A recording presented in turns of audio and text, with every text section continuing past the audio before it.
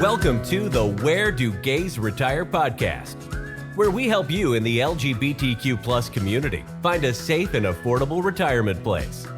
Join Mark Goldstein as he interviews others who live in gay-friendly places around the globe. Learn about the climate, cost of living, healthcare, crime and safety, and more. Now, here's your host, Mark Goldstein.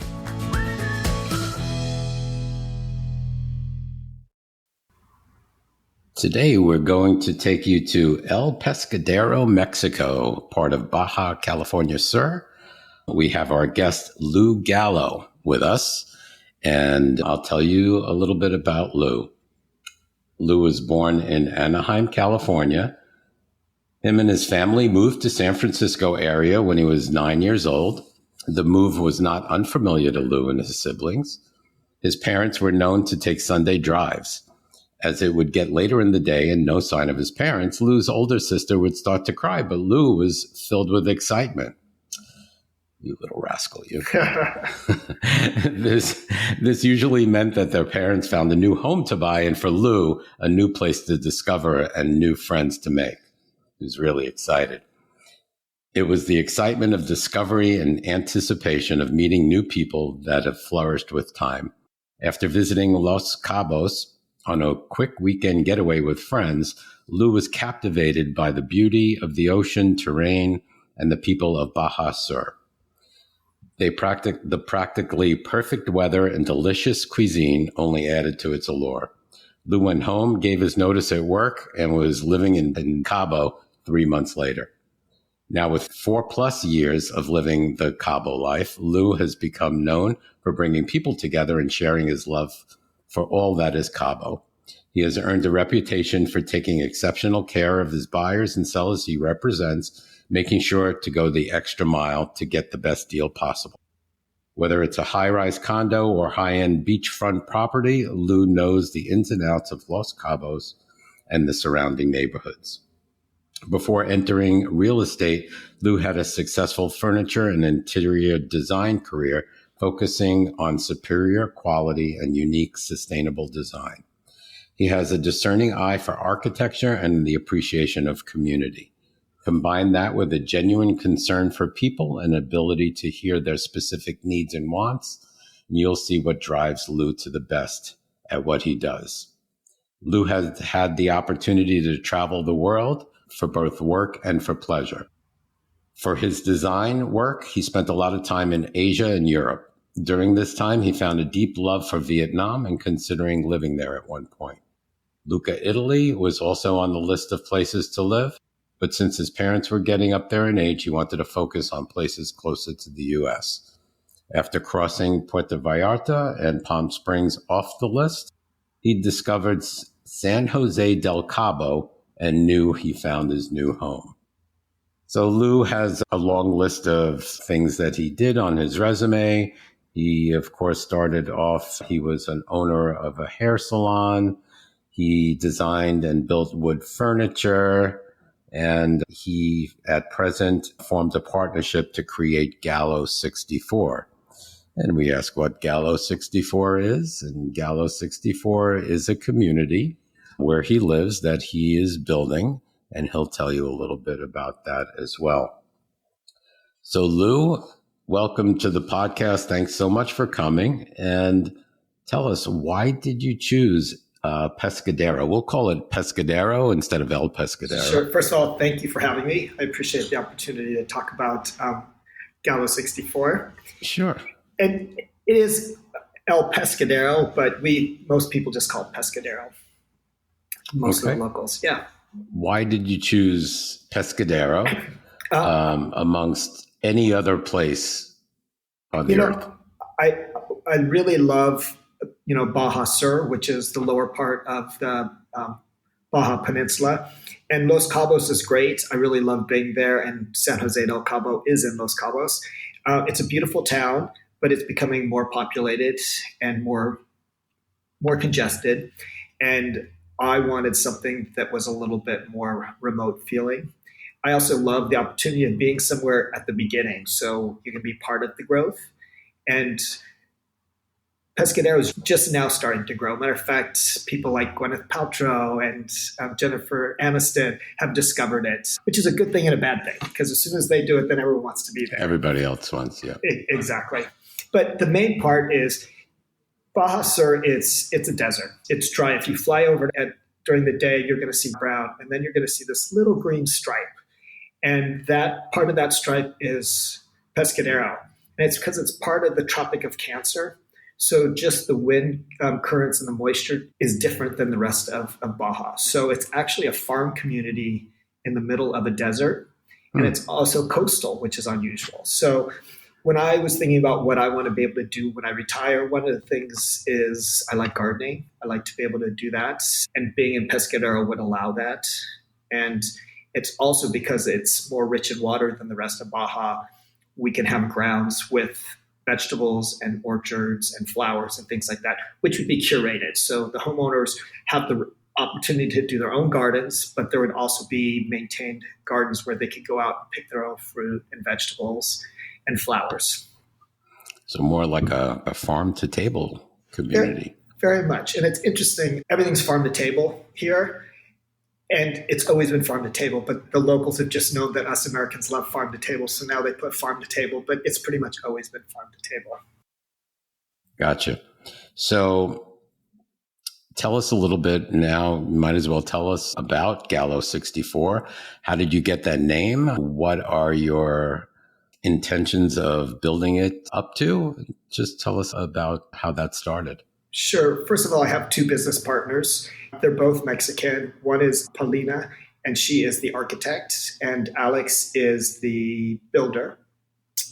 They're an architect and builder that work together a lot already in Los Cabos, and I was a fan of their product. They design and build beautiful homes, and it was actually kind of funny because I met with them one day, and Alex was saying, "Oh, we love the clients that you're bringing in." And I jokingly go, "You mean gay?" And he kind of stopped for a minute. And I said, "It's okay if you say it's gay." And he's like, "Well, actually, yes, that's not the main part. Just people who appreciate modern architecture is really what I'm looking at, not necessarily gay people." So I told him my vision, that I had always wanted to do this community, a small community where it could start off as like more of a vacation community, possibly rental income, then with the idea of you can transition into living there for retirement. And the name we came up with because, again, there's so many cheesy names in Mexico that are marketed towards Americans. It's always like rancho or estates or villas. And I didn't love any of those names. And also, I don't want it to sound like an old folk home. So going back and forth, and we were really hung up. We were like 2 months into it. We didn't come up with the name. And then actually, I think it was Alex said, "Why don't we use your name? It's something you're passionate about." So we were trying to do like Rancho Gallo, and we decided to call it Gallo instead of Gallo. It's Rancho Gallo. And a friend of mine who does marketing said, "I think it should be a number." So it's actually Gallo 64, and 64 is the road marker that you turn off of to go to Gallo 64. Sounds good. Yeah, I think it's a great marketing. Sure, yeah. And it's marketing-wise, it sounds good. Visually, you can do a lot with it. It's a rooster. Yep. Gallo or Gallo in Italian or Spanish is rooster. Or I jokingly say, or cock. There you go. Yeah. Or Gallo, Guyo. Very good. Very good. So yeah, congratulations on that. And Thank how you. many units will it have? There's actually going to be 11 houses. They're all individual houses. And that part's interesting because we were originally shooting for 18. And Pescadero, the town of Pescadero, what they've done is, it's frustrating, but in the long run, I think it's a really great thing. What they're doing is they keep reducing the amount of, and the reason they're doing this is they see the popularity and they don't want it to become a Tulum or a Cabo. They don't want it to be really crowded. It is farmland and they'd like to maintain that as much as possible. So they're only allowing 2-story buildings. They're not allowing large structures. And they're keeping the infill pretty sparse. So we went from the 18 to 11. And at first we were going to try to fight it because we had started before they had changed the zoning. But as we talked about it, I agree with it, and my partners agree with it, that if we try to change it, then it gives someone else the right to change it. So we decided to respect that and stick with the 11 homes. And I'm okay with that, actually. I think that there's that nice size of people. I had a hair salon, and when I had 11 or 12 employees, it was this really close-knit, tight. And then once I got to like 28 employees, it gets a little out of hand. Exactly. Starts to get more conflict, less like-minded people. So I'm very happy with the number of 11 homes. So how large are these homes? They're going to be AC, the interiors, they're going to be around 2,700 square feet to 3,000 square feet. That's large. They're nice size homes. They're very spacious. They're 3 and 4 bedroom. And something that we've done is I did a lot of research about, there's a lot of communal living happening right now. Me and you have discussed this in the past. And a lot of the communal living have like a communal kitchen where people come together. And I do love that concept, but I am a true gay man. I love my kitchen. I love my stuff. I love entertaining. So we've designed the homes. They're very easy to have groups of people in your house and to entertain, but everyone has their own individual kitchen. Nice big pantries. Those are things that were important to me. But the concept is there are 11 houses. There's no roads on the interior of the property. There's 3 driveways around the exterior, and your garages are at the exterior. All of the paths interior are all designed to create interaction.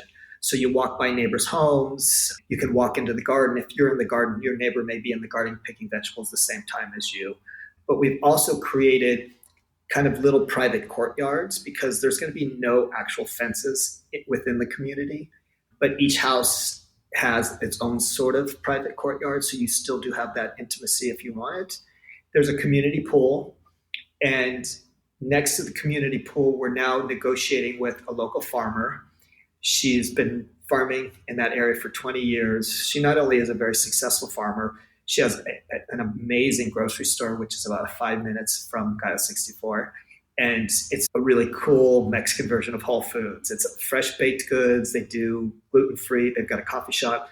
They have a rotisserie with local chickens and meats that are cooked. They have to-go salads, fresh produce. She's famous for her strawberries and cream, which she grows the strawberries fresh. And then next door to that, she has a restaurant, which I actually think is one of the best restaurants in Baja Sur. And she owns the lot next to me, and we're negotiating her opening a little restaurant.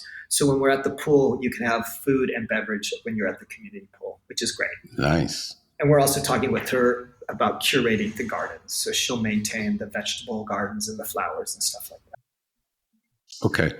So is it sort of like you have common areas with, like, the garden will be common area? Will there be any other like common areas so Yes. everybody can share and build community? We do. We have the gardens, we have the swimming pool, and then we also have a room that we're building that's sort of going to be like a gym and a yoga studio.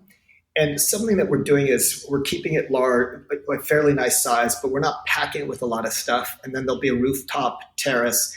And actually, even though we're not selling ocean view lots, from there, you will have an ocean view. One of the reasons we're not is we don't know. There's a little space between us and the beach. And if someone builds a 2-story, you're going to lose the ocean view. Right. And this isn't what it's about. Our community is about farming and gardening and community, but at the same time, you're 10 minutes from the beach. So it is very close to the beach. And then back to the amenities. The gym building, we kind of leaving it. What I have found is, I'm a realtor and I go into these condo buildings and they've got these giant gyms with all this equipment, or they've got certain specific things and no one in the community uses them. And it just becomes an eyesore and a maintenance. So there's only going to be 11 homeowners. So the idea is to build a really nice palette or template for us as homeowners to decide what we want to do. So there will be some gym equipment and room for yoga. But at some point, if they're like, oh, there's a gym down the street, let's turn this into an art studio. It's something that the homeowners can decide to do. There's also enough room where we could add a pickleball court if we want to do a pickleball court. But again, we're trying to keep it so it could constantly evolve as the homeowners choose to make it their own. Right, right. Well, it sounds great. Yeah, building community, and I've mentioned this before too, building community is so important, especially to the LGBTQ plus community, because as we age, we really do rely upon friends. We may not have family at that point, either our loved ones might have passed away, or we don't have siblings to take care of us. So it's always good to find places that people take care of people. Exactly. Especially our generation, some of the younger generations are starting to have children now, but it was a little more difficult for our generation. So we don't have kids. This became really apparent. My mom passed away almost 3 years ago, and she has 4 kids. And for the last 4 months of her life, it was all 4 of ours full-time job to make sure she got the care she needed. Yeah. So that really got me thinking about it. Also, during COVID, we have a place here called Flora Farms, and they sell fractionals. And for those of you who don't know what a fractional is, because I didn't know what it was until I moved here, it's sort of like timeshare, but you're actually purchasing the place you're staying at. So Flora Farms does it for 2 weeks. So you own like the first 2 weeks of December every year. You can turn around and sell them, and they do go up in value just like a home does. It's pricey. For 2 weeks, it's about anywhere from $180 to $300,000. But what I found was during COVID, I made friends with people who were staying there. And a lot of them were quarantining there, and we quarantined together. And what most of them told me was, even though they'd only been going there for 4 to 6 years, they felt closer with their friends from this fractional that they see either 2 weeks or 4 weeks out of the year than they do with friends that they've been known for 30, 40 years. Yeah. And part of the reason is when we're on vacation, we're open. You meet people for drinks, you go to restaurants together, you're just open. And so the whole concept of Gallo 64 is you vacation there, and maybe you're only there 2 weeks out of December or 2 months out of the year, but they're the same people you're next door to, and you become friends with them. So when the time does come for you to retire, you're moving in with family. You're not moving to a new place where you know nobody. They're going to be either gay or like-minded people. And also, you can also share expenses. Let's say we get to a point where we don't want to drive anymore. We could buy a van together and hire a driver. Same with cleaning services, all of that type of stuff. It's everything can be shared. And we've also created casitas in the units so that they're individual units. They have their own entry. That way, you could rent it and make money. Or as you get up there in age, if you wanted a live-in caretaker, you have a live-in caretaker. Nice. Do you anticipate anybody living there full time? Yeah, I will be living there full time. And so far, there's a couple who's very interested who I just started talking to this last week, and they plan on living there full time in the next 2 to 3 years. The rest of the people are planning anywhere from a 5 to 10 year turnaround time to live there. But most of them are planning on at least, 2 to 6 months out of the year. That's great. That's so exciting. And you broke ground, you said? We did. Tuesday we started just clearing the lots, and we're going to start marking the lots. Some of the boundaries of the fence that was existing is on other people's yards, lots, and vice versa. So we're getting all that straightened out. And we're excited. We'll actually break ground and start building in January, the actual homes. Okay. And people could go to your website and check it out? You can go to my website, and it's got my email on the website. It's gallo64.com. And I was going to say something else, darn, about that. Oh, well, it'll come back to me at some point. I know what I was going to say is, talking about retirement and relocating, there's nothing sexy about that. And we worked really hard in designing Gallo 64. It's beautiful. And you don't walk in and think, oh, this is made for elderly people. We have kept in mind doorways being wide enough, showers, things like that could be adapted easily. There will be paved paths from the garage to the house, from the house to the swimming pool and things like that. But then there'll be other little gravel paths throughout. So we want to make sure that it's accessible as we get older. But everyone so far who's been involved are really vibrant, healthy people. So I don't want people to feel like this is where old people are going to be moving. We have people in their early 40s on up to their 60s so far who are looking to invest or who have already invested. Okay, I was going to say, so it's not a 55 plus community.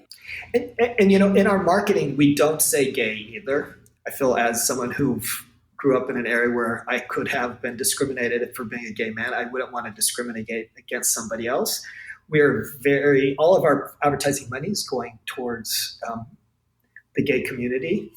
And it's funny because I do say gay, not LGBTQ. Like I said, it's all inclusive. Anyone's welcome, gay, straight, but our target market is gay men. I mean, it's just like-minded people who are going to enjoy each other's company. That being said, I have a lesbian couple who's very interested, and I have two straight couples who are very interested, and a single straight person.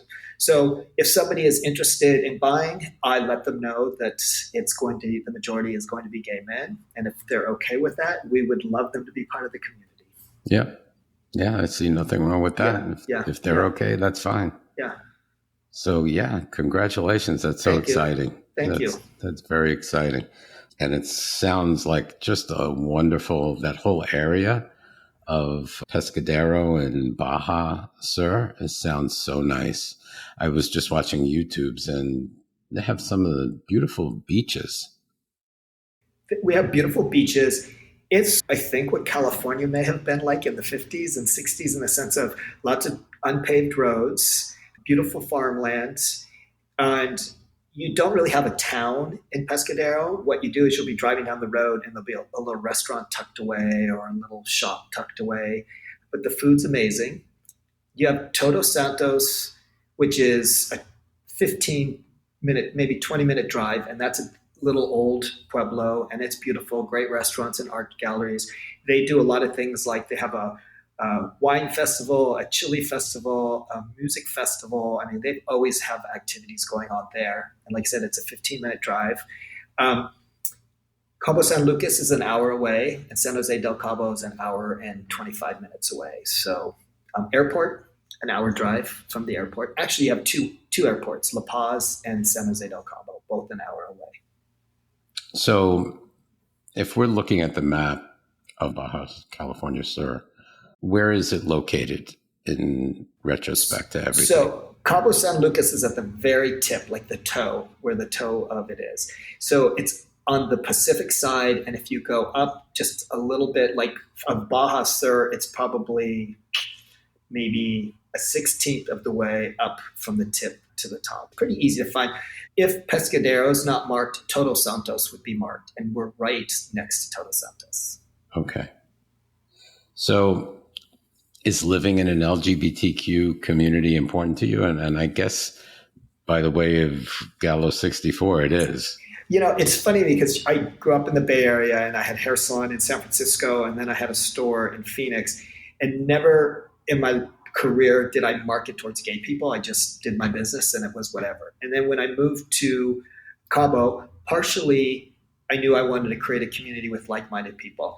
And it's hard. It doesn't have to be gay people, but the tendency of people having a lot of the same thoughts, humor, tendencies are right. My gay friends. So that's kind of what created it. I do have to tell you, even though Cabo San Lucas, Baja Sur, the whole area, there's not a lot of gay bars, and there's not that gay scene like you get at Puerto Vallarta, but you don't need it. The restaurants and the people are, I don't even want to say open. They don't care.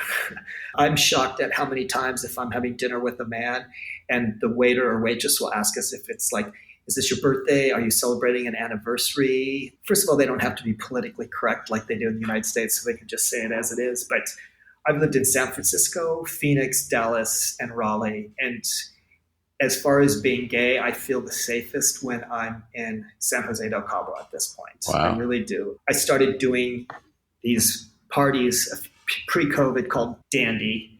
And the whole idea was I marketed them, and I tried to even market them to attract older gay men because I knew the younger gay kids were starved and would show up no matter what. And they actually were quite successful. We were getting about 30 or 40 guys every other Friday. And then I stopped during COVID, but I did do also gay getaways, which I call Dandy as well. And I had 2 of those, and both of them were right in the middle of COVID, but I still managed to get 18 guys the first one and 16 guys the second one. Of those, one of the guys came to both of my getaways, and he has purchased one of the houses. And another guy came to the second getaway, and he not only purchased the house, he's my main investor in the project. Wow. Yeah. Wow, cool. Yeah. That's so cool. So, okay, there are no gay bars, no gayborhood, but it doesn't really matter in Pescadero. No, and there's a lot of younger groups now that are forming beach volleyball games, beach days, gay drag brunches have become very popular here. I'm just at that point in my life. I lived in San Francisco. I was at a bar every Thursday, Friday, Saturday, and sometimes Sundays for many years. Yeah. That's not that important to me. And to be honest with you, I can't hear anybody in the bar anyway when I do go. So, lots of dinner parties. People have beautiful homes here. Lots of dinner parties, amazing restaurants, lots going out. About 15 minutes from Gaia 64 is a Maya beach club, and they serve food, and they have amazing DJs and bonfires, and I love to go out there and listen to music and have drinks and appetizers. That's so nice. Yeah. It's like paradise. Yeah. Okay, so all of these homes, did you say, what were the bedrooms? Were they 3 or 4 bedrooms? There's 3 and 4 bedrooms, yes. And let me explain the way we're doing this. We're actually selling the lots right now. So the lots start at $280 and go to $310. Once you purchase the lot, $30,000 of the price of the lot goes to architectural design and or build out. The reason we're doing this is we have 2 floor plans. If you like our floor plans and you don't want to make any changes, then that $30,000 goes to the building price. If you we don't like these floor plans, we want to design our own house, then we have an architectural team that will design the house for you. Depending on how much time you take designing the house, that $30,000 will go into the design. Whatever you have left over goes to the build out. So far, like I said, we have 4 people, including me. There's 4 of us. Everybody has chose to use the designs that we offer. They're really well thought out, and they're really great floor plans. We'll close on the lots in January, and then we'll start building. Baja Sur is probably the most expensive state in Mexico to purchase land. And that's the thing that I have so many friends who, even before Gaia 64, are like, oh, Lew, we'd love to buy a beach house, 4 bedrooms on the beach, and they think they can get it for like $500,000. You can't get that anywhere in Mexico anymore, but it's not going to happen. This is the thing. If you purchase a house for, let's say, $1 million anywhere you'd want to, like on a beach community in the United States, the house would be structurally not as well built as this house. The materials, everything that you're getting for that is much greater. But more importantly, your taxes on $1 million is like 0.1%. So depending on how much you pay for your house, you're going to be paying anywhere from $600 to $800 a year in property tax. We also have a bank handling fee, which, because you're an American, your deed is held in a trust. And if anyone's interested, I do have some paperwork. I can be happy to email them about that. But that's about $500 a year. If you're a permanent resident here, once you turn 60, you get 50% off of your property tax. You get 20% off your utilities. They're already much better than they are in the United States. And you also are entitled to other discounts. You get a little senior card, and it's issued by the state. Correct me if I'm wrong. Didn't you say like property taxes was something like $800 a year? Yeah, it's like $800. And you get half of that if you're over 60? Yes. Pretty good deal. It's a very good deal.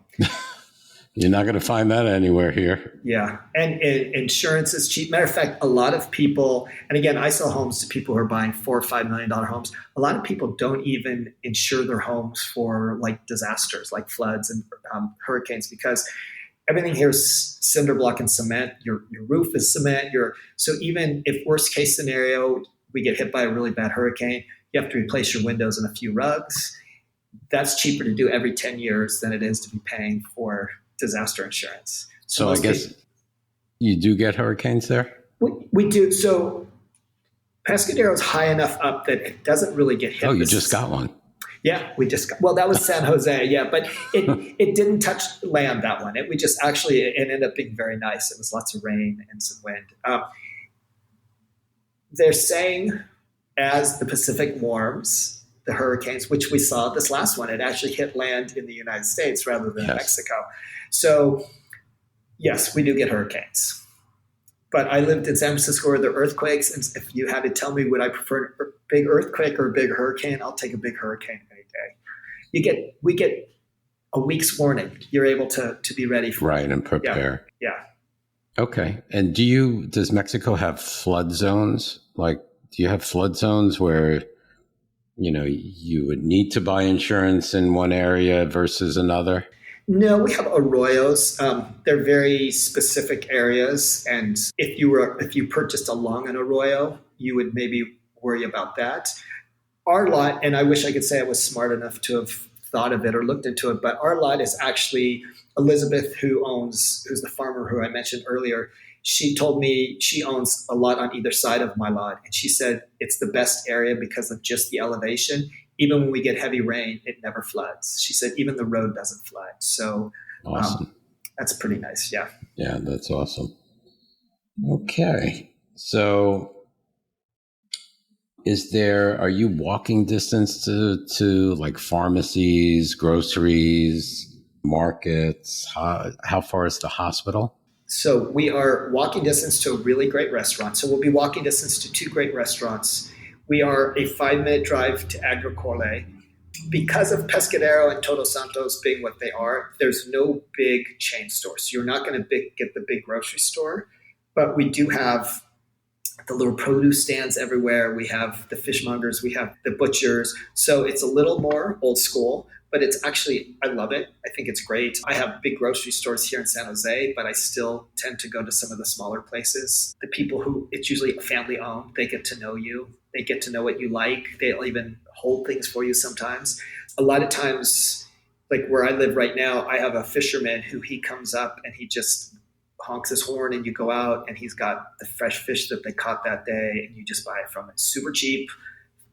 It's been caught like an hour or two before you get it. So it's really fresh. That's like old USA. Yeah. So when I was growing up in New York, we had a butcher, we had a baker. Yeah. I was going to say candlestick maker, but we had a fish store. We had all these different, separate stores, and they were better to me than just going into a supermarket and getting some, something on display or some frozen stuff. It's fresher. I mean, it's simply like the produce you're buying. It doesn't need to be picked before it ripens because it's not going to be sitting in a truck for a week. Right. It's been picked the day before. Eggs, nobody refrigerates their eggs here because they're fresh and there's like a little protective membrane on the outside of the egg. In the US, we clean that off. So it's why eggs spoil faster. There is a really big grocery store, a really great grocery store about an hour away in Cabo San Lucas. And there's a Costco is an hour away. There's a Home Depot an hour away. And it's a beautiful road. Like that's something that I was shocked when I got here because the highway here is better than the highways in the United States. I used to think when I moved to Arizona, I thought they had really great highways. And I feel like they're not as good as they used to be, but they're still pretty good. Yeah. And they're as good or better than Arizona. So they're beautifully paved. You have an amazing view. The only thing is you have to be very alert because there's goats, donkeys, and cows that will be crossing at any time. So speaking of vehicles, do they accept your U.S. driver's license? They do. Everything's very gray here in Mexico when it comes to things like that. If I live here, I should have my own driver's license. If you have a Mexican driver's license, you need to have a car with a Mexican plate. And if you brought a car in from the United States with a U.S. plate, you have to pay an import tax, which is kind of costly. So I've been here for 5 years. I'm getting ready to buy a new car. I will buy a car here in Mexico, have Mexican plates, and then I'll get my Mexican driver's license. Gotcha. And how you get your Mexican driver's license, I probably shouldn't say this on the air, is you pay somebody who goes and takes the test for you. And then he calls you and says, come in 20 minutes, they're going to take your picture. Really? Yeah. Okay. All right. Yeah. Sounds good to me. Yeah. I'm for that. I hate Yeah. driving. Yeah. So, how easy is it to make friends? That's a big thing for me. Like, especially going to a different country with a different language. How's the expat community? Is there a big expat community? Do you know the locals? It is, and it's so funny. We always joke about it because I hate using the term expat, but I'm also don't like the word immigrant because I don't really feel like I'm an immigrant either. I wish there was a different word because expat kind of usually means it's when Americans live in an American community in a foreign country. And I'm sure there's a lot of people like that. There's a lot of very high, very expensive gated communities here where the people keep within themselves. But the group of people I'm with, we like going everywhere. We like doing the high-end touristy stuff, and we like doing the local little taquerias and stuff like that. And I have an equal mix of nationals and Americans who live here either full or part-time. You know, I kind of liken Baja to like maybe what San Francisco was in the 50s and 60s, in the sense of before it started to boom in the 80s, there weren't a lot of people living here. So most of the people, whether you're American or you're Mexicans, they moved here from either the mainland or from the United States. And if they're Mexican, they moved here for better life, to get a job and to raise their kids in a new environment. So they're very happy. It's a very open community. They've left behind that conservative Catholic background. You don't see a lot of churches here, so you don't have that conservativeness. And for the Americans that are here, most of us moved for better quality of life. We didn't move here for a job. We didn't move here for school. So our mindset is different. And I moved here by myself. I knew nobody, So I made a point of meeting people. So I find it very easy to meet people. And actually, I joke and say my social life is probably as booming as it was when I was in my 20s. I mean, wow. Some nights I just have to say, no, guys, especially from November through March, it's like, I could go to a dinner party or out to eat with somebody every single night. Sometimes you just have to say, no, I'm just staying home tonight. Yeah. Yeah. Gotcha. Yeah. Very popular. Anybody. I mean, if you are somewhat social, it's very easy to have a really strong friendship. That's good. It's important, especially in a different country too. So I think it's very important because if you didn't have anybody or friends, it could be a little isolating, and there's culture shock as it is, and this makes it a little bit better and easier. And Baja Sur is a little different than the rest of Mexico. I mean, property is, for the most part, is bought and sold in US dollar. Most places take US dollar. The good majority of the people speak English as well as I do or better, and the other half at least can speak a little bit, understand. So it's very easy as an American to adjust here. Okay. So language, you don't have a problem at all? No. With language, most people speak English? They do. Honestly, the problem with me is it's all ego-based. I get embarrassed that I'm going to look dumb.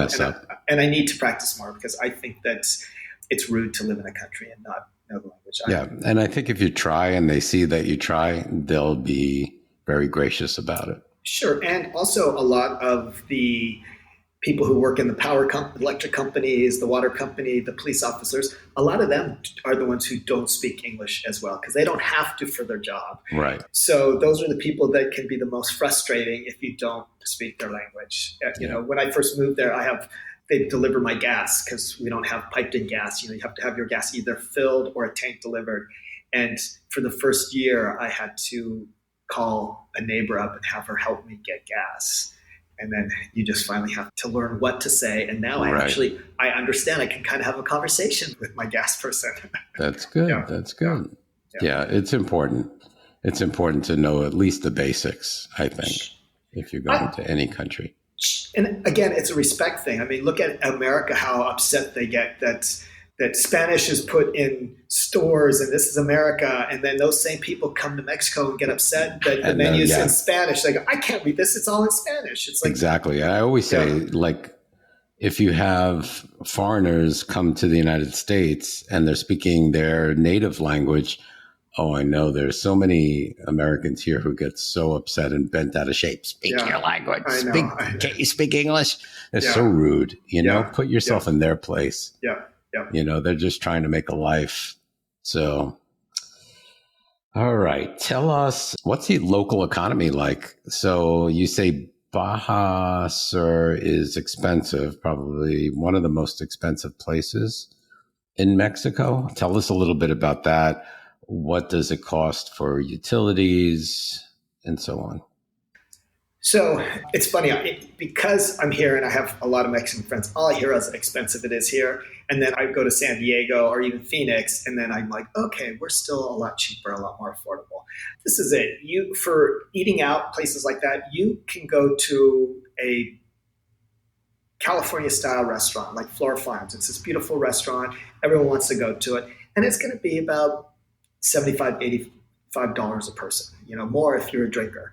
But there's these great little restaurants. We went to this great new Italian restaurant and really great meal, and it was $20 a person, and we had cocktails. So you get a little bit, and then there's a little taqueria where if you want 2 tacos and a beer, you can get it for $10 or $12. So you have a lot of choices that way wise. My landlady pays my utilities for me. I pay for gas because I have to order it, but she pays for electricity and water.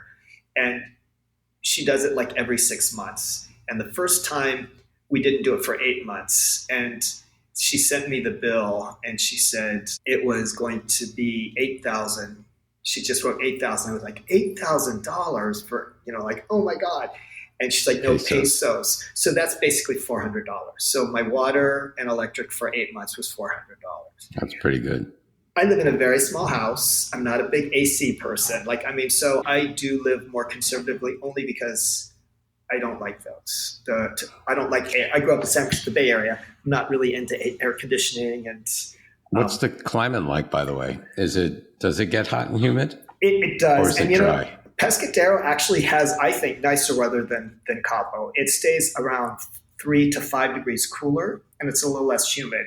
So during the summertime, June and July, it's in the 80s with just very slight humidity. August, September, October, it's in the 90s up to the high 90s with about 60% humidity. Honestly, August is never really bad. The worst month for me is October, and I think it's just because I'm done. I'm tired of the heat. The heat. The thing about it is September and October are the 2 worst months for me because, one, a lot of restaurants close for season. Less now because we're starting to have more of a year-round season, but things close. They board up in case of a hurricane. Everything's outdoors, so you don't have as many air-conditioned restaurant choices. So those are the only 2 months that September and October for me. But November is my favorite month. It starts to cool down, so your days are in the 80s. The humidity is pretty much gone, but the water's still warm from the summer. And if you get there before Thanksgiving, all the stores and restaurants are open and they've got their fresh paint. Everyone's excited about the season. So it's a really nice time to come. And then pretty much your days are in the 70s and 80s till the end of March, even into April. And your evenings drop down to a cold evening here might be 55 degrees. That's the coolest it gets. I can deal with it. Yeah. Pescadero gets a little cooler. You're in the evenings during the winter, you're going to want a light sweater or jacket. I was going to say, I need a sweatshirt. Yeah, a little bit, but I don't have heat in my house. We don't have the extremities, with the exception of a hurricane. We don't have the extremities like other places where we don't get extreme cold and we don't get extreme heat. That sounds almost perfect to me. Yes. Yep. Very good. Excellent. So how about the arts and culture scene? Is there any arts and culture around or nearby, or do you have to go to Cabo? No, there definitely is. Todos Santos is a huge community of artists from California, from the United States, who've moved there to be able to retire. So there's tons of art galleries in Pescadero, and they do art shows and things like that. I kind of feel like Mexico is going through this beautiful renaissance right now. Maybe it's more apparent to me because I live here, but if you look what's happening, their cuisine it used to be tacos and tequila, but their chefs are getting Michelin stars and getting great recognition. Their architecture is, you're starting to see it influence the United States and other places in the world. Their artists, their fashion. I mean, it's really a good time for Mexico, and it's very exciting to be here. Also, what I love is flights within Mexico are really affordable. So it's very, like, for me to fly from here to Phoenix, the cheapest I can get is like $650 round trip. I can fly to Mexico City, which is the same distance, for about $120 round trip. I don't need to rent a car when I'm there. You can get a nice Airbnb for $40 or a really good, nice hotel for about $250. So it's really affordable. There's Zipolite, which is growing and it's really interesting. There's San Miguel de Allende. I mean, there's so many great places, and it's really affordable to go to, which is nice. And Puerto Vallarta, how far is that from you? Puerto Vallarta we don't have a direct flight to Puerto Vallarta, but you can fly to Mexico City or Guadalajara and then drive. Yeah. And if you want to take a 12-hour ferry, you can take a ferry from La Paz to Mazatlan. You can drive your car right up there. How long is the flight time to Guadalajara? Do you know? Oh, to Guadalajara, like an hour, 20 minutes. Hour? Yeah. Cool. Yeah. Yeah, and again, it sounds really good. So arts and culture, back to arts and culture. Yes. Can you get local? Yes, there's actually a lot of little kind of touristy stores right in Todos Santos. But once you're leaving Pescadero, there's some beautiful rug weavers that weave rugs. And one of them in particular, he uses all vegetable dyes, and his colors are a little bit more modern. They're not the traditional like oranges and browns. He does softer colors. Yeah, and there's welders, interesting welding art, and definitely. Any museums or live theater around? We have to go to Cabo. Well, no, but there's the film festival that I mentioned. But as far as music, it is endless, the amount of music. There is between Cabo San Lucas, San Jose, and Todos Santos and Pescadero, almost every restaurant you go to will have some kind of band playing. And when I moved to San Jose, I was told that it was this very strong music culture. So here I thought that I was going to learn all about this Latin music, and it was going to be just really exotic and new. And it's like, they love 70s rock. Really? Yeah. So you go to this restaurant and someone sounds just like David Bowie. He can't speak a lick of English, but he sounds just like David Bowie. That's so funny. I was thinking of like mariachi. Yeah. And there's some of that, but it's a fusion of everything. There's an amazing Cuban band that plays, and she's wonderful. And they travel. You'll be at a restaurant in San Jose, and then you'll be in Cabo San Lucas, and then you'll be in Pescadero, and you're like, oh, I saw them before. It's easy to travel around. And I've noticed in Mexico, they have a lot of street performers or singers that just sing on these stages along by a park or wherever it's located. We even have at the stoplights, we have people juggling fire and hula hoops and clowns that try, and then, they stop at the light, and then as the light turns red, they hold their hand out for money. That's so funny. Yeah. Cool. Okay. So are you a foodie? We discussed a little bit about food, about the person that has that restaurant. Yes. And there are 5-star Michelin rated restaurants around? All right. I don't think we have any actually Michelin rated, but we do have amazing restaurants, and we have some chefs that have received accolades and acknowledgement. But yes, I am a foodie, and my group of friends are foodies. That is and if you actually saw us all together, you would be like, that's an unusual group, because we are of every shape, size, age. But the thing we have in common is not only do we love eating really good food, we love preparing and serving good food. So that is, for my group, that the bond that has kind of pulled us all together. And it's not just Mexican food. You can get some amazing Mexican food here, but there's good Italian food. There's a new restaurant that does pho in Pescadero, and she only does it on Sundays. And you don't have to pre-order it, but if you text her on WhatsApp and let her know you're coming and what you want, she'll make sure she doesn't run out. And she makes her own bone broth and all that type of stuff. Wow. Yeah. Cool. So sounds like we won't run out of restaurant choices. You can eat out every single night for probably 6 months without repeating a restaurant, maybe more. Awesome. Yeah. Awesome. Yeah. How about, does Pescadero have any public transportation, so to speak, any buses, or is it all car? They do have buses. They actually have a good bus system, and I wish I could say I was a better bus person. I'm not, but I have friends that take the bus. I have a friend that comes from Guadalajara for work, and he just takes the bus from the airport to the bottom of my house, and then I pick him up, and he just doesn't mind doing it. So there is buses. This is the thing, because Pescadero there's not a central town. You need a car. You do need a car. The nice thing is Gallo 64 is located on a straight road that's a 5-minute, not even 2-minute drive from the highway. So it's far enough off the highway. We don't have highway noise, but it's a quick, easy shot to the highway. Got it. And is it a tourist location? Are there many tourists? You said no.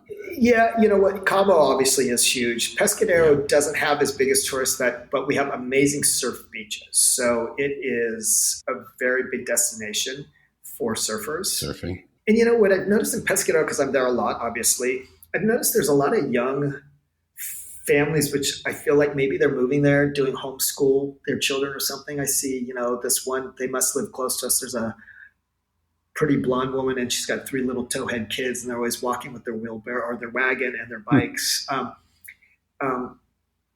So there's some amazing hotels that are opening, and they're kind of more of that low carbon footprint. They're not big hotels. They're 1 or 2 stories. A lot of them are 1 story, just little kind of casitas, beautifully done, great linens, all that type of stuff. And they're not cheap. Most of them start at around $650 a night, which is a great selling point if someone wanted to purchase in Gallo 64 and also use it as a rental property.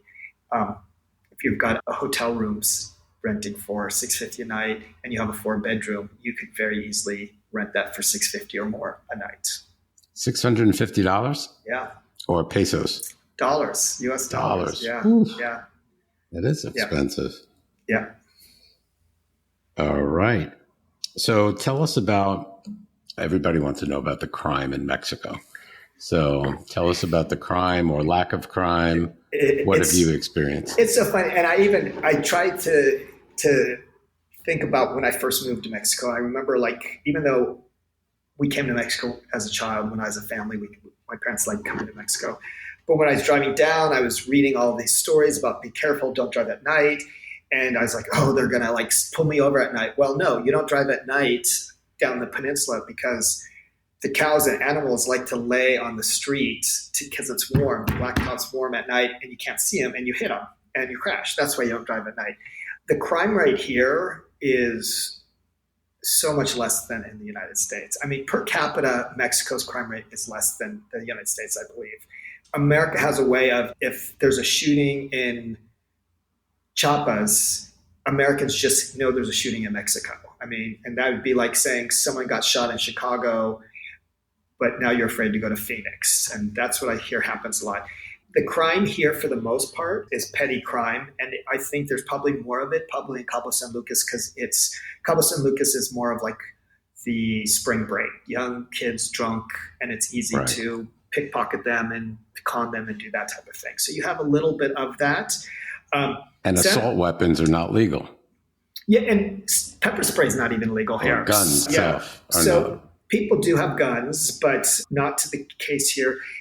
Honestly, if there is a violent crime here, since I've lived here, there's been 2 violent crimes that I've known of. And everyone talked about it. It was a very big deal. And just think about violent crimes in Phoenix, how many probably happen a day. Yeah. So I do feel safe. I tell people as a gay man, if I'm in San Jose and I've had drinks with friends and I'm walking in my car and I'm going down a side street and 3 young guys are walking the other direction, I don't even think about crossing the street. Usually they're waving and saying hello. Since I've lived here, I have very few crimes that I've heard about. Recently I did hear about someone that was in a bar and they got hit in the head with a bottle, but it was a drunk person. And again, that happens in the United States. So I think it happens everywhere. Whenever something happens, there was like, oh my God, it's in Mexico. Is it safe? And I feel it's very safe here. There's no mass shootings. That's a plus. Yeah. Except if you're involved in the wrong things. Well, and that's what I tell people. They go, is there a cartel? I'm like, just don't be buying cocaine and getting hookers and stuff like that and going to those type of parties and you'll be fine. Right. Yeah. Right. That being said, marijuana has been legalized in all of Mexico. Oh. But what the government has done is they're allowing each state to create their own laws. So most of the states haven't really established anything, but we're starting to see things happening here. So I think that, I'll be honest with you, I'm not totally clear on the law because people have told me different things, but I think that as long as it doesn't look like you are looking to sell, if they find, small amounts on you, it's not a big deal. Mm-hmm. Gotcha. All right. So crime's not bad. How about homelessness? Is there a homeless population? No, and this part's hard. You don't see homeless for several reasons. One is, I think the family structure here is very different than the United States. But also there's little communities that are very poor that are up in out of sight, so we don't see it. But that being said, they're not homeless. It's a community. It's sad to see it. And, it's part of Mexico and Latin countries, I think. But it's very small compared to most other places. But you don't see, usually if I see someone that sort of looks homeless, it's probably some surfer dude that's here for the summer. And, So, but family is different too. Outside of the United States, family really takes care of one another a lot in most cases. And they won't allow somebody to be living on the street, Well, and in the United States, we're raised. My family, we were raised to grow up and follow your dreams. So you would move to another state or another country. Where here, families, it's like my grandparents are Italian, and my relatives are a little similar to the way I see the culture here. Is you stayed at home till you got married. You didn't move out at 18. Right. And in some ways that's nice because you don't create some of the debt that you would have from living. So I do think that makes a big difference. Also, I find parents, grandparents, grandchildren, they all go out dancing and drinking together, Right. So the parents and grandparents know that, they can say, my child doesn't do drugs. And you're like, how do you know every that? generation. Yeah, because they're out with us on Friday and Saturday. Right. Yeah. Yep. Yeah. They know where everybody is. Yeah. That's here a little bit, even with the gringos, it's a little tighter knit and families all go to the restaurant and hang out together and stuff like that. So I have friends who are Americans, but were raised here, and they have stories of like everyone going to the same restaurant every weekend and the kids running around on the beach and the parents drinking and playing and having fun in the restaurants and stuff like that. So it's nice. It sounds nice. Yeah. Enjoying life. That's what that's called. Yes. That's important to enjoy life. So, okay. How about the healthcare? Are you close to a hospital? Have you ever used the healthcare? And do you have private healthcare and public healthcare? And how does that work? So yes, and you can get insurance here, like an expat insurance, and it's they don't have pre-existing conditions, same as Obamacare has. But if you're fairly healthy, your insurance is very reasonable here. I think it can be as low as $3,000 a year. But you really don't need it. A good example is last August, I went to Provincetown and I had a cold, but I was on vacation, so I ignored the cold and I came back to Cabo and I just had this terrible cough and my chest was killing me. And I went to an ear, nose, and throat specialist and she charged me $20 for the visit. She had me walk across the street to H+, which is a brand new hospital. It looks like you're walking into a museum, state-of-the-art everything. I made my appointment for my chest x-ray. I sat and waited for 15 to 20 minutes. They did my chest x-ray. Then I walked across the street to my doctor's office. She already had the x-ray. And she said, you have an infection in your lungs that's working into pneumonia. She gave me an antibiotic. She took my temperature. And she said, take your temperature tomorrow and text it to me. So tomorrow was Saturday. So Saturday I get a text from around 10 o'clock. Did you take your temperature? And what doctors are around on Saturday? I know. I said, no, I don't even have a thermometer. She's like, please go buy a thermometer to take your temperature. She's like, do it now. So I did. And I took it and I said, it's not high. She's like, okay, please send me what your temperature is tomorrow. She checked my temperature for 5 days in a row. And I asked her why. And she said, because I gave you a low grade antibiotic. And if your temperature goes up, I want to give you a higher dose. But I didn't want to give you a higher dose if you didn't need it. All of that care cost me $60. And then on Monday, she sent me a picture of an air purifier and a dehumidifier that she saw at Costco. And she said, please pick this up. This will help you with your cough. Oh, God. So wow, that's unbelievable. It is important. And this is what I tell people. You could probably get the worst medical care of your life here or the best medical care of your life. It's affordable. I was seeing my doctor in Arizona up until last year. And the point is, even though I could get in with him whenever he, at 58, last year was like, you should go to a cardiologist and do all of that stuff. And to try to get appointments. Oh, here? Yeah. Here, it's virtually impossible. 6 months out, 3 months out. I came back home, and if you call in Monday, before Friday, you will have an appointment. That's unbelievable. Yeah. Yeah, here it takes forever. And I'm like, what's wrong with this place? And I hear stories, I interview people from Europe. Yeah. And they're on their private healthcare, let's say in Europe, and they have doctor's visits. I mean, doctors will come to your house. Same here, $20 and he'll come to your house. That's unbelievable. And he pulls up in his Mercedes. So he's doing, and actually I have a friend who's a doctor. Well, it's a friend of a friend who's a doctor in Mexico City. And they asked him something about the cartel. And he's all, you have the cartel and it's much bigger than the cartel in Mexico. And she's like, what's that? And he's like, it's your insurance company. It's true. Yeah. And he said, very true. They force you to pay money and then they don't take care of you. And he's like, at least if the cartel's taking money from you, they take care of you. Right. Yeah. The insurance companies, they screw you. Well, and another time I had a friend in the hospital. He was in ICU for like 4 or 5 days and in the hospital for like 12 days. And at one point, his cardiologist came in and had brought cookies that his wife had made, and they were for diabetics. And he said, hey, I know that you and your wife are arguing that you can't have dessert anymore. My wife makes these cookies and my family eats it, and don't have diabetes. We just love them. And he goes, here, I had her bake you a batch, and I translated the recipe into English for you. And then he sat and ate them and talked with us. And I said, oh, are you off your shift? And he goes, no, I just don't have an insurance company telling me how much time I can spend with my patients. Yeah. Yep, that's the difference. So do you keep your insurance from the States at all? I do. I'm right now working on getting some and it's just been laziness, doing the expat insurance, because I do keep it for me, if I have a brain tumor or something tragic. Right. You keep an address in this. And I keep an address in the U.S. Yes. Right. Yeah. Okay. Yeah. Also, car insurance.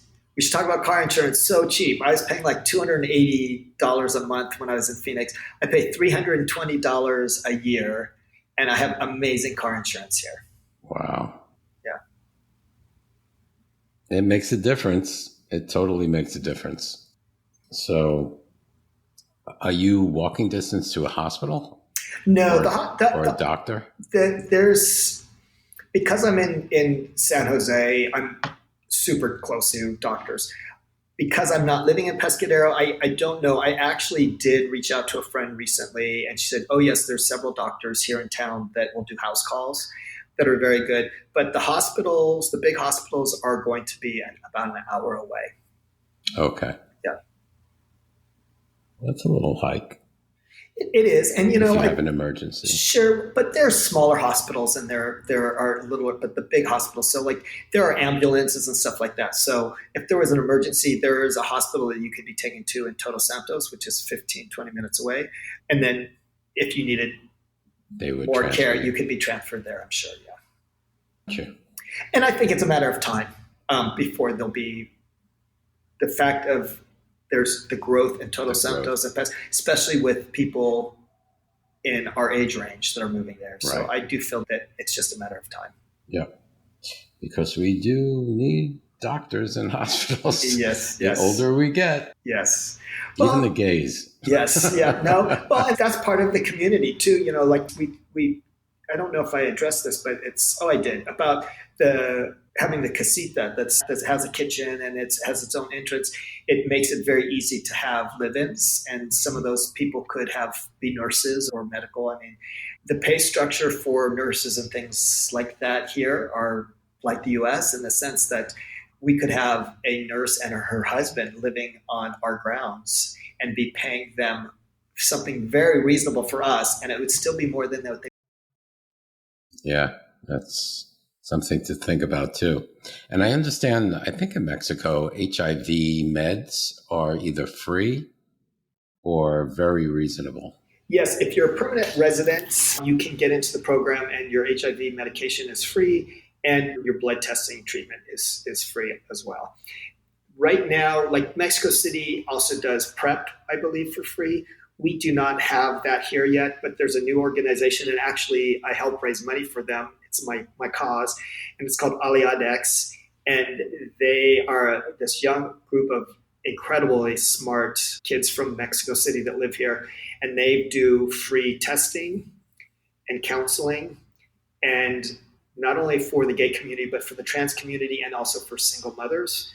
And awesome. What they've got, it's great, is because there's still that macho, closeted gay thing. And the funny thing is, you don't even have that here, but we have a lot of young kids that move here.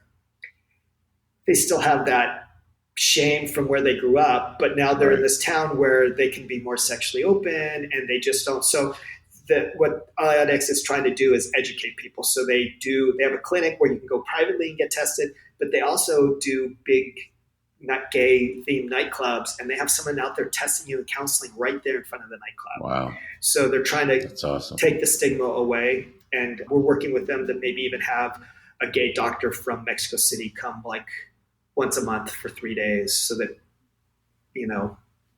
it's more about the younger kids that are afraid to maybe go to a doctor because they don't want to tell them they're gay. But if it's a gay doctor and it's secret, blah, blah, blah. So, yeah. Especially if he makes house calls. Yeah, exactly. Yeah. Just kidding. Okay, excellent. So tell us about how you go ahead and obtain a visa to become either a permanent or temporary resident. I don't know. I got really lucky because I think it's fairly easy for most people.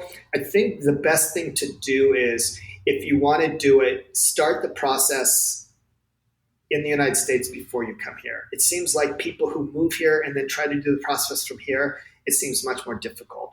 When I decided to move here, I went to Arizona, which, by the way, Phoenix has a really great consulate. It's just not, you'd think it would be because it's so close to the border, but I know like LA and San Francisco's consulate's really backed up and it's really difficult. Yeah. So it might even be worth flying to Phoenix and doing it. I went in, met with a woman. She was very nice. She was very helpful. She gave me everything I needed. I came back, I presented it to her, and I needed a letter from my bank. So I went back to my bank, got a letter. He didn't even have letterhead. He had to just staple his business card to saying, yes, Lew Gallo has a bank account here. And I presented it to her, and she put like a little visa in my passport. And basically, and the law changes, so look into it. But when I was going, you had to have at least $100,000 in your bank account for at least a year, or have proof of making $4,000 a month for over a year or over 6 years or something like that. And I got permanent residency, and I actually got permanent where I can work. A lot of the times now, if you're over 50, they're giving you permanent residency, but you can't work. So if you want to work, you want to make sure you can get that. Most people don't care at that point. But once you get the stamp, when you either fly into Mexico or drive into Mexico, you have to stop at the airport or at the border, and you have to get them to give you this little piece of paper that says that you came over the border. Once you receive that, you have like 30 or 60 days that you have to go to the consulate in Mexico and start the immigration forms and get everything going. And then I just hired someone. She charged me like $150. She did everything for me. I got here in October, and December is pretty much, they close like December 13th, like January 8th or 9th. Everything shuts down here. So end of January, I got my permanent residency card. I don't have to leave and come back. I am a permanent resident. It's just permanent. So if you weren't a resident, you would have what, 90 days to stay? Yeah, I think it's 90. You can get a temporary residency too, and it allows you to stay longer amounts of time. Okay. Okay, so there's a temporal residency and a permanente. Permanente, right? See, yes. Yeah. Okay. And I tell people, if you can qualify and get a permanent residency, I would do that than the temporary. Because a lot of people, I think, we're not going to be living here. But I know people who live here 8 months out of the year, and they've got the permanent. And I think it's just easier to. Do you have to pay Mexican taxes? Yes. You do? Yes. So you pay your U.S. taxes first? No, you pay your Mexican taxes first. Oh, and then the U.S. has an agreement with Mexico. So whatever you pay in Mexican taxes, you deduct from what you owe in the U.S. taxes. Oh. So you end up paying the same amount, whether you're not paying double. Because I know in Europe, I think it goes the other way. It goes, you pay your U.S. taxes first, and since the European taxes are higher, you pay the difference of percentages from the U.S. to the European. Yeah, so here it's you pay. It's the opposite. Yeah. Excellent. All right. So what do you wish that you had in Pescadero that you don't have, that you might have had in other places?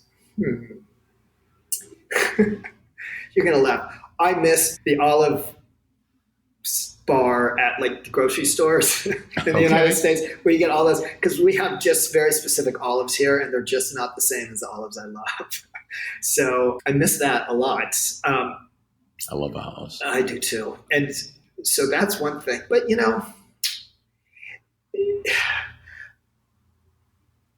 I can't say there's, when I first got here, the banking here was really frustrating to me and I just hated it and I thought it was stupid. And it's just different than what it is in the United States. And once you figure it out, it's not that big a deal. Going to the bank's almost like going to the DMV. You have to pick a number and you have to wait. But then I realized it's bureaucracy. And if I was in the US, I wouldn't have the time. I'd just sit and get on my phone and play some solitaire for 5 minutes or 10 minutes. I mean, that's the most frustrating thing is that right there, figuring out how to do your taxes, how it works. Things here are just, the United States is very black and white, which in some ways is wonderful. And in other ways, it's very terrible. Fast. It is. Mexico very fast.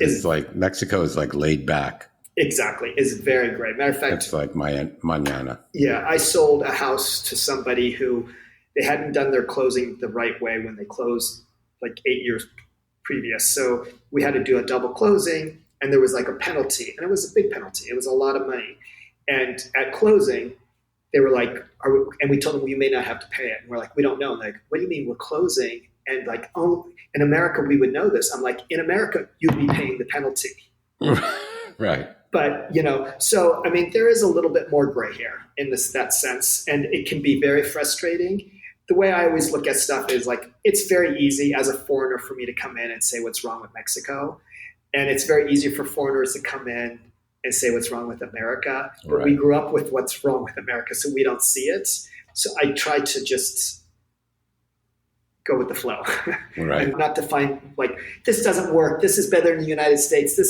I try not to do that because that's just like a rabbit hole that you can go down. And it's like, I have people who get very frustrated. If you have a plumber come and he says he's going to come at 2:00 on Tuesday, he may not show up. You may not hear from him again, but he'll show up at 2:00 on Thursday with no apology. Right. I'm here. Yeah, I'm here. I showed up. People get really frustrated with that. But I also tell people one of the reasons we moved to Mexico is we love that like kickback, casual atmosphere and that whole approach. And if we want everyone to be on time, everyone to be perfect, it's going to be uptight like the United States. It's different. Yeah. It's different. Like you mentioned banking. It's like, first of all, I don't even go into a bank in the United States. I do everything online.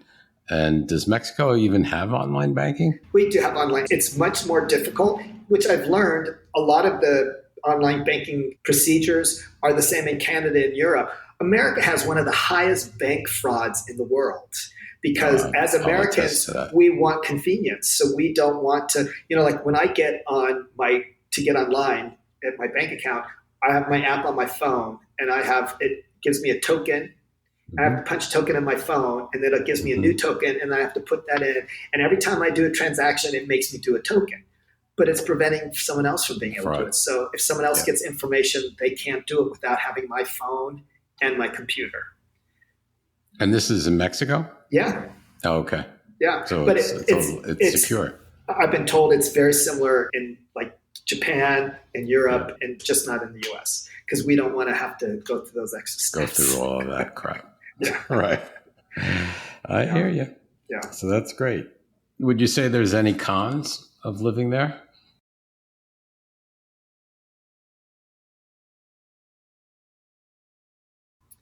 I'm sure there is. Now, I'll be the only time, and the con might be is I do feel in September and October it can be feel a little lonely being here, but only because everybody leaves. Even if you live here full time, everybody's on vacation, so you just want that to be your vacation time. But that's really the only thing. I mean, pretty much November through May, I feel like I'm in paradise. I love living here. There's so many places to go. You have the beach. We have waterfalls. We have great hikes. You have the East Cape, which is a completely different beach experience than the Pacific side. And people come here on vacation, or people come here for better. So it's a good place to live. I mean, me and friends talk about it. It doesn't have the most beautiful beaches in the world. It doesn't have the most beautiful terrain in the world. It doesn't have the most beautiful architecture in the world. But you combine it all together, and there is something very magical about it. Sounds great. Sounds great. So in wrapping up, what would you say to our audience to thinking about relocating to Pescadero, especially, they should look into Gallo 64? I think it's a great alternative to other places. If you're looking at places like Puerto Vallarta and Palm Springs, it's more affordable than Palm Springs. It's safer than Puerto Vallarta and has much better weather than those places. We've worked really hard to create this community. It's almost like a campground with really nice houses. And I'm going to be living there full time. And I do think that it offers everything for you. I mean, you have great weather, so you can be out and active pretty much year round. Great sense of community. You have farming, you have beach. It's the best of everything. You can go to my website and contact me directly. I'd be happy to share any more information. I have some information what a fideicomiso is, and that's purchasing in Mexico. And I can also go into more details about purchasing at Gallo 64. Okay, so I will put that Gallo 64, GALO 64.com in our show notes as well. And so people could get in touch with you. And next Tuesday, I'll post some pictures of us breaking ground and doing everything. Yes, do and that. I'll try to keep everyone up to date. Yeah. Do that. I want to start putting some photos in Instagram. Oh, great. So I have an account set up for the podcast, Where Do Gays Retire podcast. Oh, great. Through Instagram, so people could take a look at that as well. Great. That would be great. Great. And that's also my Instagram I'll be posting constantly. And not only do I post about the development, I post about the areas, the restaurants, all that type of stuff. So that's great, Lew. Yeah. Well, thank you so much for coming. We appreciate all the time you've taken and to talk to us. We really do appreciate it. Thank you so much. I appreciate the opportunity. I've enjoyed talking with you and hope you come to Baja. I will. I absolutely will. Good. I'll give you a good tour. Thank you. All right. Have a great day. You too.